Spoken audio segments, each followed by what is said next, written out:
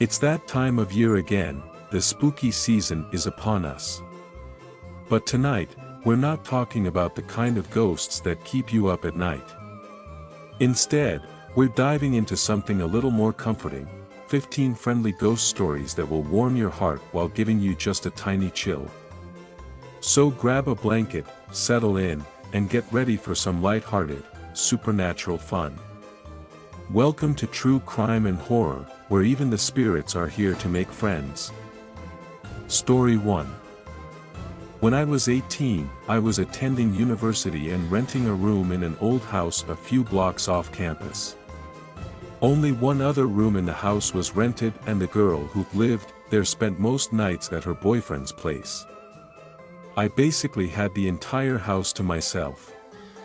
I would estimate that it was built sometime between 1910 and 1920 based on the style and neighborhood, but I could be wrong. I do know it was 100 years old at the time and the oldest home I've ever had. It was my first time living alone, and since it was such a big, empty space, I spent most of my time in my room behind a locked door. It wasn't super creepy or anything, but at night when I was alone, I tended to avoid leaving my room unless absolutely necessary. It had the same uneasy feeling of turning off the basement light and then running up the stairs as fast as you could in the dark, not for any real reason, but it made your heart race anyway. Near the end of my first semester, I contracted influenza A. I'd been pretty fortunate with my physical health up until then, and it was the sickest I'd ever been in my life. I could barely peel myself out of bed to go to the bathroom or to feed myself. I was incredibly weak, my whole body ached, and I was running a very high fever. I actually developed arthritis in my joints as a symptom, which I didn't even know was possible. I remember waking up with a puddle of sweat collected in the hollow of my throat at one point. It was absolutely disgusting. A few days into the ordeal, I woke up to find an elderly man sitting by the side of my bed. There was no chair there, but he was very obviously in a seated position. For some reason I didn't react with shock at all. I was completely unafraid.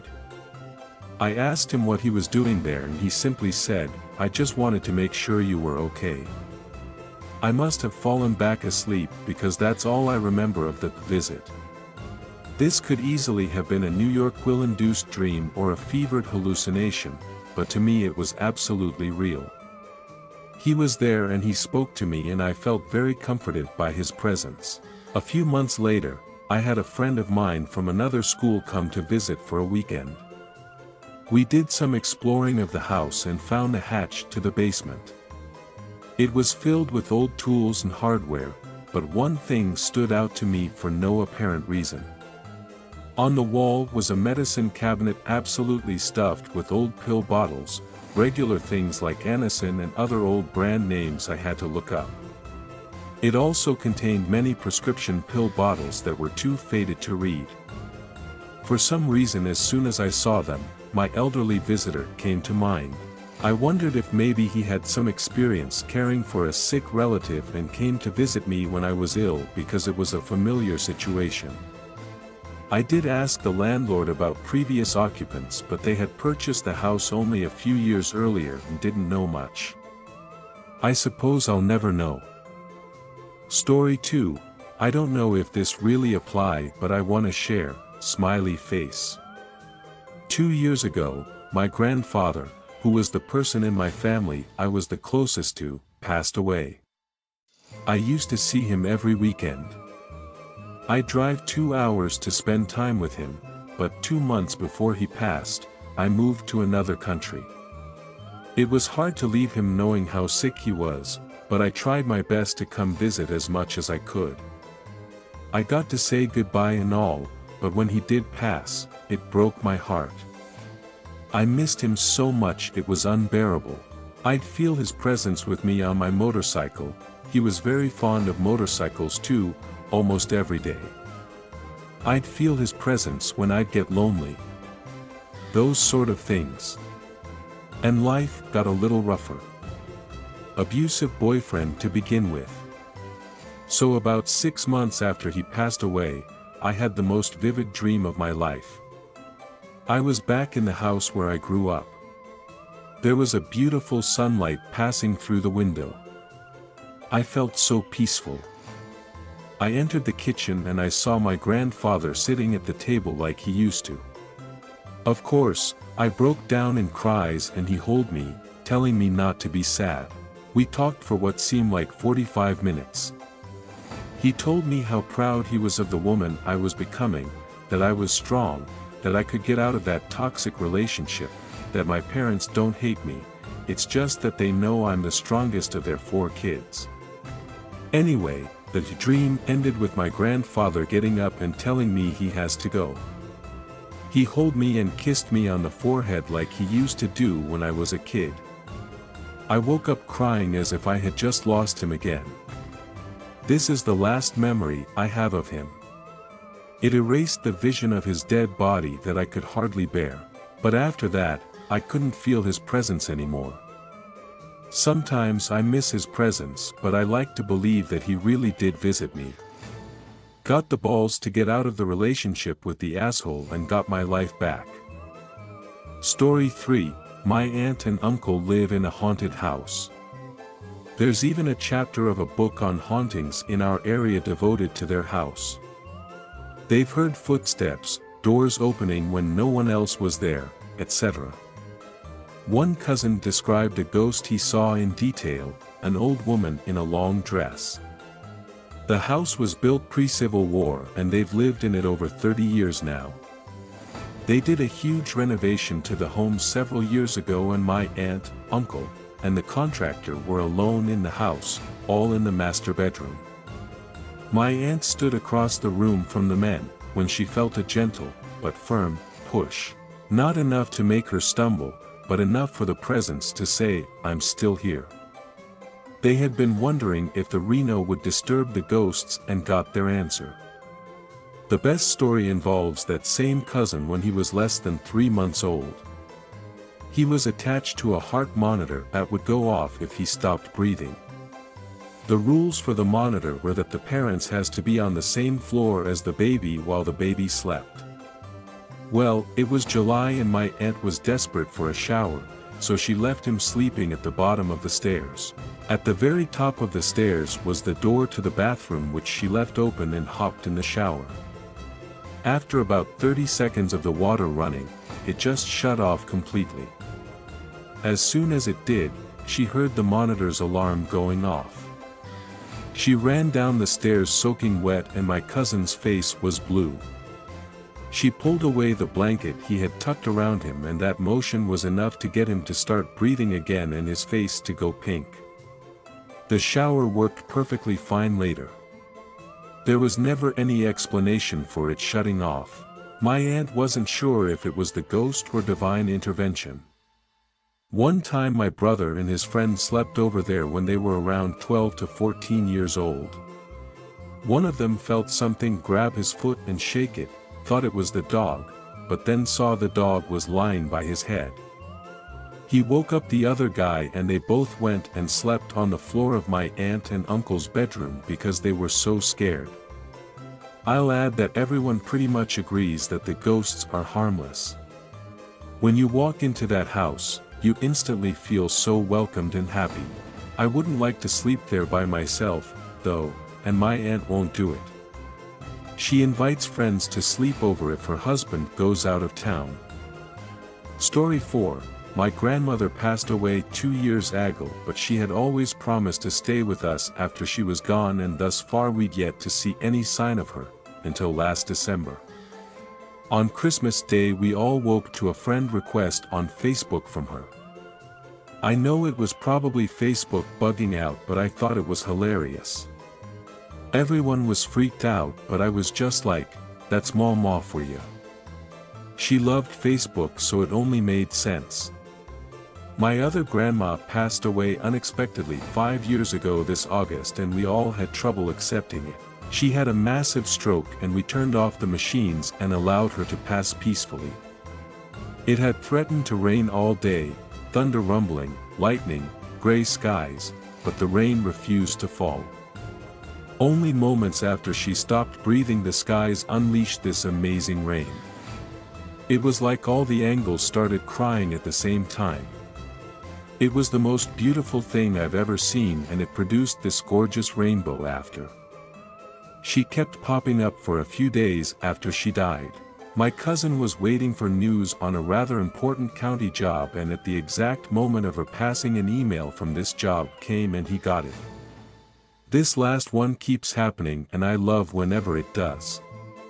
So, for the sake of comprehension, let's say Nana's middle name was Jean.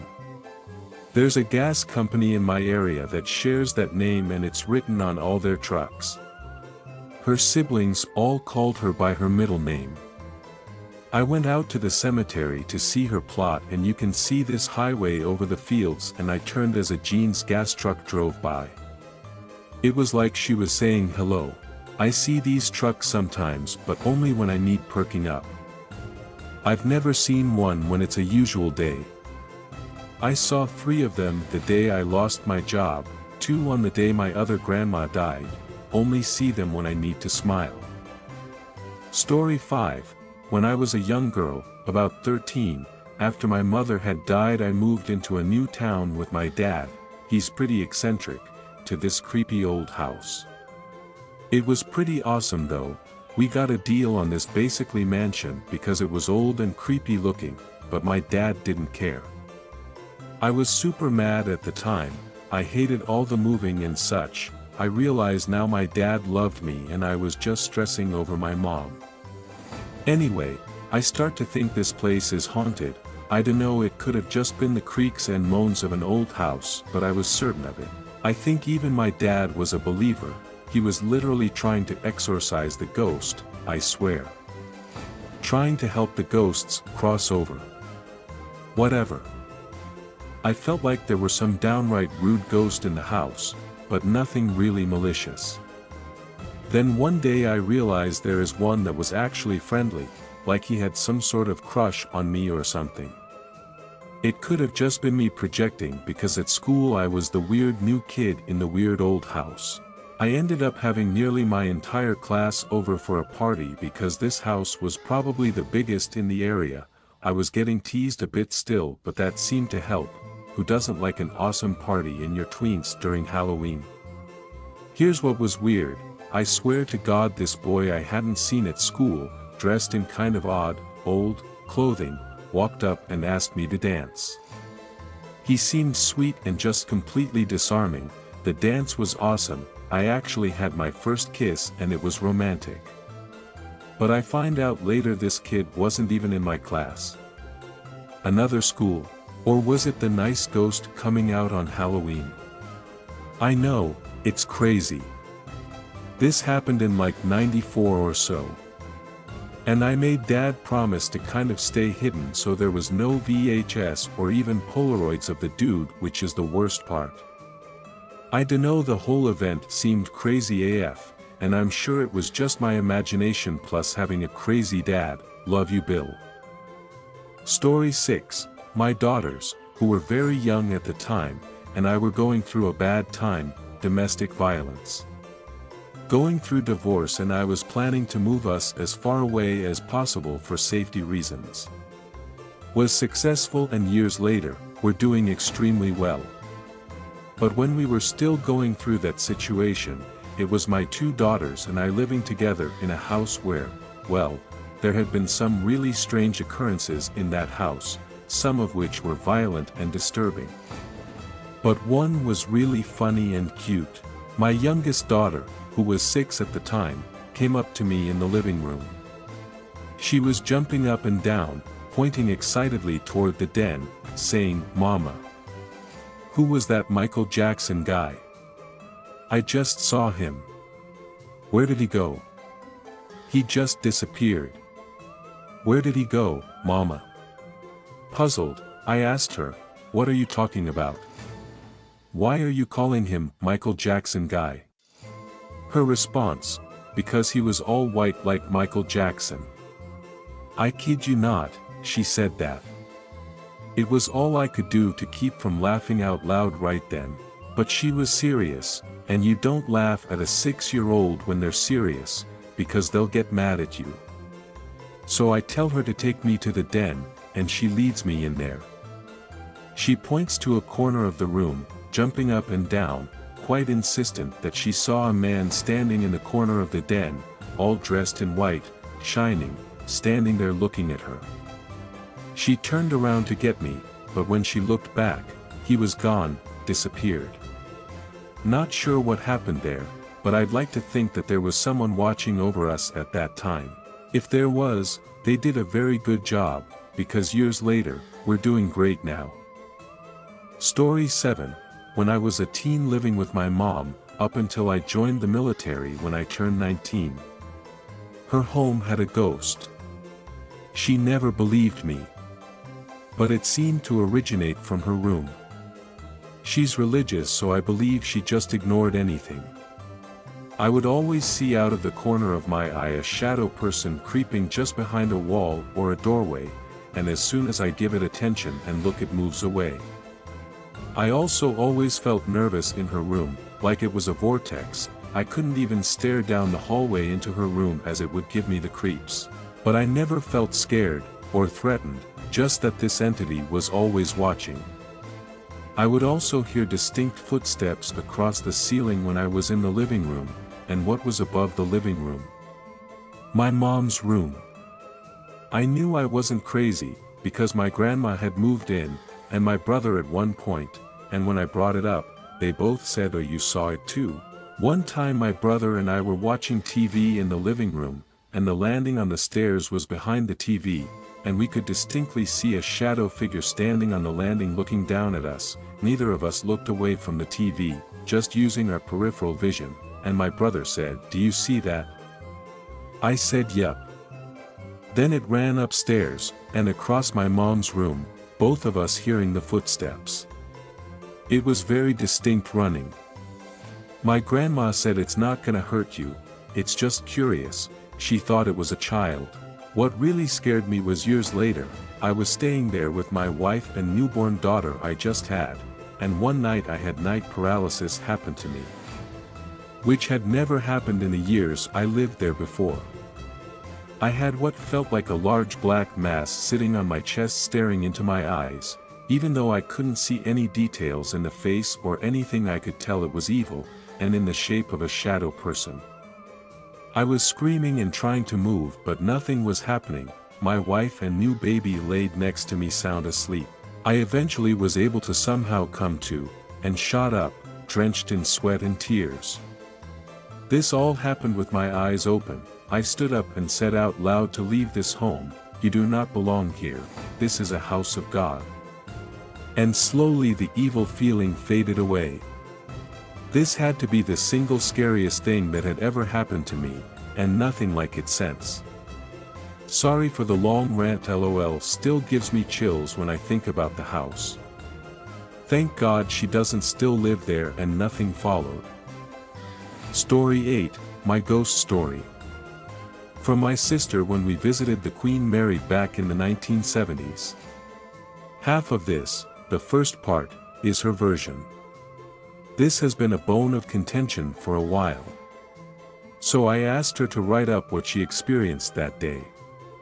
Here it is.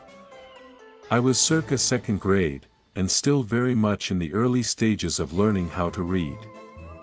We were standing shoulder to shoulder with our hands on the outside railing of the Queen Mary's outside deck looking out toward the ocean. We'd left Mom and Dad out of sight and only relatively nearby to run over to see more of the ocean view. We stopped at a nice open and quiet spot. No one was close by to where we stood viewing the ocean harbor. In the near distance was an airplane towing a banner advertising an upcoming beach concert.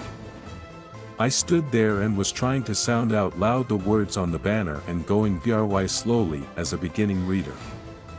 After a short time struggling to read the banner out loud, I heard a woman's voice right behind the two of us. For just half a second, I thought Mom had come up behind us, but then realized the voice wasn't Mom's. But this friendly-sounding woman was gently sounding out the next syllable whenever I'd stopped reading out loud when having trouble. But the woman sounded quite nice and was gently helping me along whenever I came to any hard combination of letters. I followed suit in perfect timing with her instructions. But by the end of the banner's message though, I lost patience and I spoke out loud the very last syllable right at the same moment. I was turning around to smile and thank the woman for her help, but was confronted with, "Whoops, this can't be." There was absolutely no one around behind us, not just right behind us where the helpful woman should have been, but no one in that entire section of open deck, i.e. no place for anyone to duck and hide. Too spooky for me, and I decided we'd better go back ASAP to where we'd left Mom and Dad. Now me. Funny thing is, I remember her standing next to me before my sister arrived. Short, gray hair. She had old lady flower dress, purse, maybe gloves. Formal. Big fan of QM. Going on about what a beautiful ship. Such a beautiful ship. She asked me, "Don't you think so?" I was a polite kid, so I said something like, "Yeah, it's neat." I did look at her when she spoke. That airplane with banner came by. Then my sister arrived and the above narrative took place. It could have been a mix-up of timing and perception by my sister and I. Looking back, who would come talk to a little boy and go on how beautiful the ship is? It seemed personal to her. Story 9, I've got one. I'm a bit of a skeptic, so I completely see how people could call it powers of suggestion or coincidence, and that's fine. Anyway, so a friend of mine from high school got hit by a car and died many years ago. He was a track star in life, so every year the town had a road race to raise money for a scholarship in his name. It was great, kind of like a mini reunion every year for all my friends who have scattered after high school. The route of the race is a loop, and near the beginning and then the end you run by the cemetery where my friend is buried. So one year early on, the race was started by one of his relatives reading a poem she wrote. I forget most of it, but it talked about feeling the presence running beside you. Obviously a nod to my friend being a runner and the race route, etc. Nothing happened that year, but that poem always stuck with me, and I would think about it every time I ran by the cemetery. So now I've never been a good long distance runner, and have knee problems. So the 5 miles of the road race would typically do me in, and I would almost always bring my own ice packs for after, knowing I would be hurting by the time I'm in the final stretch, which is where the cemetery is. So one year, I come down off the last hill and am in the flat part that is the final half to 0.75 of a mile or so. I really start to feel some pain building in my knee, and I know I can power through it, but it'll be tough. I start to pass the cemetery and suddenly my whole body begins to tingle. Like I got goosebumps all over, but I can really feel a cool, soothing sensation on my bad knee, and it stopped hurting. I also felt a renewed burst of energy, so I powered through and finished strong. But the whole time I felt those tingles and a renewed energy, I couldn't help but think of the poem about feeling the presence beside me, and couldn't help thinking it was my friend giving me a little push to finish strong. So yeah, like I said, could totally be powers of suggestion. But I like to think otherwise. Story 10, when I was 5 or 6, my mama and I lived in my grand's council house with extended family. My gran and granddad had lived there for years with 9 children and at times a few grandchildren, and my great-grandmother for decades before I was even born. My great-grandmother had passed more than 10 years before I was born, when my mama was quite young. My mama and I shared a large back room which doubled up as a sitting room/playroom. One night I was sleeping in my bed facing my toy cupboard, which had no door but a really pretty sheet which Mama had painted nailed onto the frame of the cupboard, keeping my toys tidy. I remember suddenly opening my eyes to see a little old lady in the doorway of my toy cupboard. I wasn't scared, which in itself was slightly strange, as I felt the old lady was familiar and safe, she just appeared to be a regular little old lady with slightly strange-looking clothes. Without moving her mouth she said, "It's okay, pet, I've just come to see how you are, go back to sleep." The words sounded clear in my head. Being 5 or 6, I said okay and went back to sleep. The next day I was playing in the garden with Mama and I told her about what I said was a dream. Mama, who was very close to her grandmother, looked at me, then asked me to describe the old lady, so I did. Mama looked a little strange and then changed the subject. Years later, we were talking about family with my big cousin Jimmy, who was living with Mama and I at the time.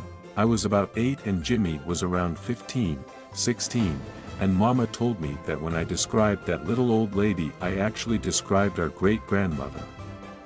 Jimmy laughed and said when he had the same bedroom he had seen our great-grandmother also in the same place as I saw her. There were only 3 differences. Jimmy knew our great-grandmother before she passed, albeit he was very young, but remembered her well. It was in the middle of the day when Jimmy saw her, and she just smiled at him without speaking. My mama got out a really old-looking family photo, and in the middle of family members I knew looking younger was the very same kindly-looking little old lady. Additional note, Pet is used as a pet name by many people from Newcastle and I think Sunderland, also where my great-grandmother's family originated from. Story 11. When I was a teen in high school, my best friend and I were home alone at my house watching my little brother while my mom and stepdad went out one Friday night. We were in my room, which was the foremost part of the house. Literally the first part of our home you'd come up to if you walked off the street. My brother was in our living room watching TV. I had started to fall asleep in my bed watching a movie, but my friend shook me awake, and as my eyes opened, I saw my great-grandmother, who had passed several years prior. It was like the top half of her, like a bust of her, was coming through my purple curtains that hung slightly on top of a dresser in front of a big window. I saw her entire face though, and her smile. I was freaked a while. I didn't say anything about what I saw. I told my friend that we should go sit with my brother. By then it was close to midnight and I was sure my mom would be back soon. We went to the couch with my bro, and within seconds I saw headlights turn on our lonely street and knew they were back. Yet, the lights had stopped short of our driveway and not continued for a few minutes. Then finally, they pulled in and came inside. They were on the phone with police and both frantic because as they turned onto our street, a man was at my window, that window. He was trying to look in or something when the headlights startled him and he took off across our street, basically running into their car, through our neighbor's field and gone. Cops took report and all that. A few weeks later he was arrested outside a home in a subdivision nearby doing the same thing.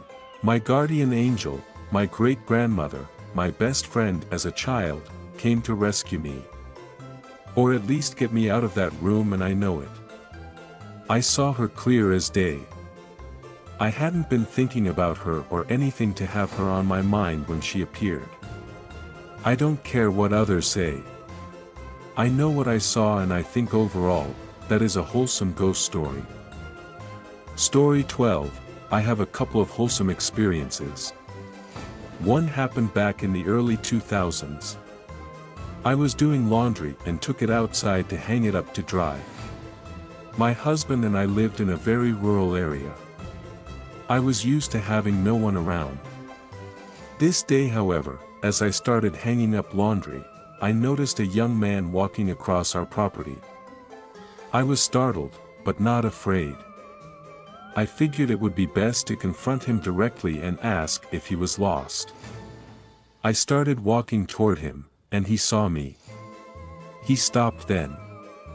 I walked a little further so he could hear me speak. When close enough, I opened my mouth to say something, and he simply nodded his head and smiled, then vanished right in front of me. He was dressed kind of old-fashioned in flare-leg jeans and a suede jacket with fringe.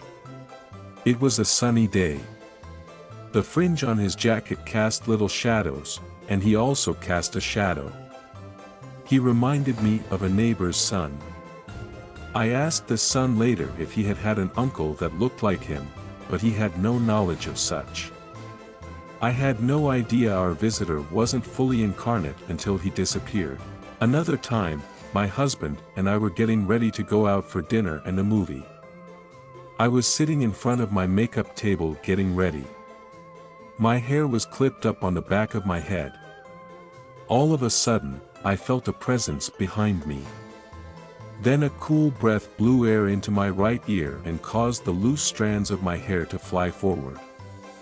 I thought it was my husband messing with me, so I spun around quickly to hit him with my arm, gently of course, but I never made contact. I spun all the way around facing the door. At the same time, I could see down the hallway that his feet were in front of his chair in the den where he was watching TV. I realized that he was not there. I also realized that if he had been there, I would have seen his reflection in the mirror. I called out to him, and he answered. I asked if he had just been in there, but he said no. He knew something spooky had just happened. He could tell by the look on my face. He calls it my ghost face. Story 13, this actually happened tonight. So for context, my husband has a work truck he leaves at the shop every day. Well, several months ago it broke down while on the job and it was towed to a shop for him to pick up days later. The next week he is told it's a total loss and they have decided to scrap it and it's already gone. Husband had already removed all equipment as was necessary to continue his work. However, he was very upset as 2 necklaces were left there on the rear mirror that were sentimental but of no monetary value. Fast forward to tonight, I'm cooking and he is in the bedroom tending to our baby. He comes in with a necklace in his hand and doesn't say anything, just hold it out. I ask what's wrong with it. He responds that it was in his work truck, the work truck that's gone now. I suggested maybe he brought it home before. He said no, it's always been either at work or personal vehicle due to the significance. If you're still here, I'm wrapping it up, I promise. He then asks if I know the significance of it. I say no, and he tells me his best friend who passed several years ago was wearing it the day he died. Also, when the mother of the friend got his belongings after the body was processed, she called my husband and told him she had something for him that she believed her son would have wanted him to have over anyone else, not knowing it was originally my husband's that he had given to the friend. Nice. The strangest part is that he found it in a bedside drawer that only has hand towels for baby accidents and some diapers in it. So of course he could have brought it home by mistake at any point. But why put it there of all places? And why not both necklaces? My husband is a huge skeptic, and seeing him with tears in his eyes made me think he knew something was odd too. He didn't mention anything further, other than he felt sick to his stomach when he found it and became very emotional. Either way, rest in peace, CH. Story 14, my dad. He's here in the house and says hi very frequently. The behavior tracks because in mortal form he loved attention and was a prankster. And promised to haunt us. What a ham. I'm only really putting this out into the universe because boy would he love that, and I'm sure he sees me typing this out right now. Since he passed, lights come on at various hours, things are chucked around during emotional conversations about him, as in, stop whining about it already. He was the type to deflect serious conversations with jokes. The TV or Spotify will turn on by themselves and start playing the Beatles, his fave. The TV pauses itself. Things that didn't happen before. Once, a video of him playing piano started on my phone in the another room. I had been standing in the dark bathroom feeling sad about his passing, blowing my nose as one does. In the mirror I saw the light came on in the spare bedroom down the hall behind me, of which the door was closed, no one else home. Went in there to investigate, stand there for a minute and tell him okay, I'll stop whining. eyes hit a Beatles poster in the closet on my way out, and I hear my phone in the living room start blaring a video of him playing "Oh, Darlin'" on the piano. I am supposed to be learning it, but it's been too upsetting. We made the video together the last time I saw him. He's teaching it to me in the video. There is a bit of precedent. After his passing, my sisters and I had a Ouija board session, and he was able to tell me the secret word we had agreed on in life. He was a fan of Houdini and did magic tricks, so he thought that concept was cool. I'm confident it's him. He was a big personality, there's no mistaking his attitude. Having a ghost dad is a comfort, but also a little frustrating. Are you just saying hi and taking care of us in whatever ghostly capacity you have, or is there a message that isn't getting through? Feels more mischievous than anything.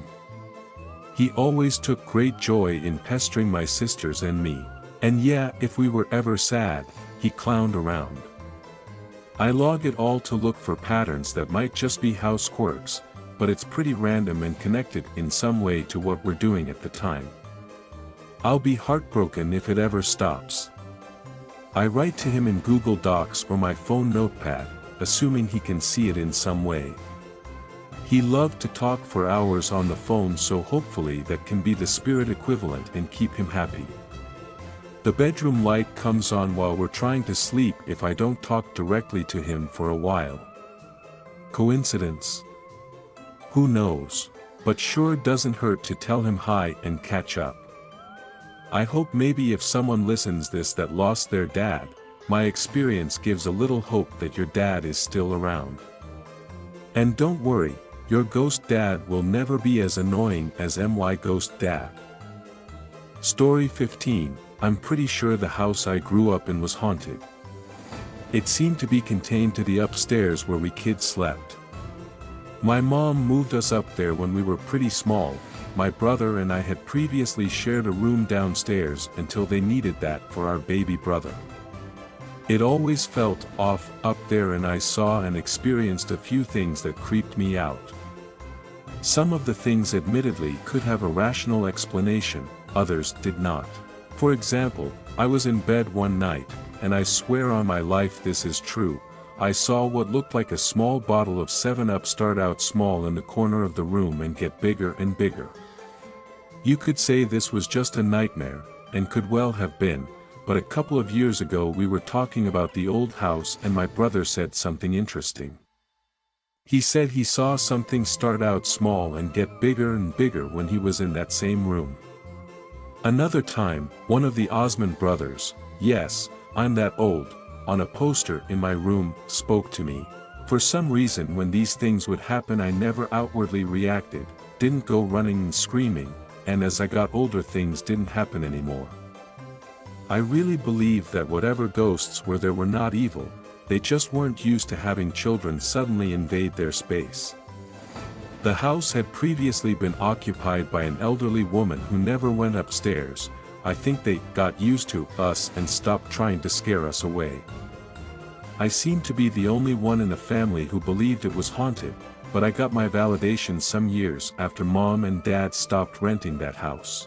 Mom was talking to someone from the neighborhood and they told her that everyone who rents that house now never stays long because their kids see ghosts. Thanks for joining me for these heartwarming ghost stories. If you enjoyed this lighter side of the supernatural, make sure to hit that subscribe button and turn on notifications so you never miss a new tale. Here at True Crime and Horror, there's always something eerie and exciting waiting for you. Until next time, stay spooky and stay subscribed.